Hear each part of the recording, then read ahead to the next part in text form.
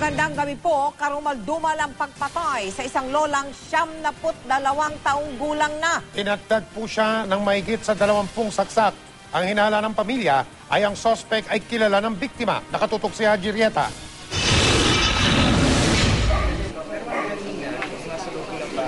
Naglabasan mula sa kanilang mga bahay ang ilang residente ng Barangay Comembo sa Makati matapos malaman ng karumal-dumal na sinapit ng kapitbahay nilang lola sa loob mismo ng kanyang kwarto. Pinagsaksak kasi ang biktima na si Victorina de las Alas Gonzales, 72 taong gulang at isang US pensioner pasado alas 7 kagabi. Ayon sa inisyal na investigasyon ng Homicide Division ng Makati Police, nagtamo ng hindi bababa sa 20 saksak sa leeg at katawan ng biktima. Bakas ang dugo sa higa ng biktima at nagkalat sa loob ng kwartong pinangyarihan ng krimen ang mga gamit ng biktima.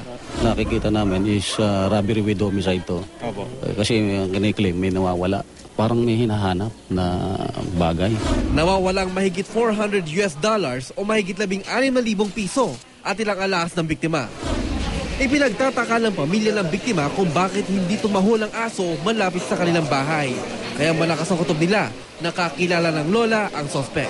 Meron kaming, hindi naman actually suspect, pero parang madalas din siyang pumupunta rito. Alam niya yung ginagawa ng mother ko araw-araw. Sino po ito? Ayaw naming, kasi mahirap, oo. Kasi wala tayong, hindi ko sigurado eh. Kagagaling lang sa sakit na pneumonia ng biktima at ang pinanginayang pa nila, magdiriwang sana ng ika-73 kaarawan si Lola Victorina.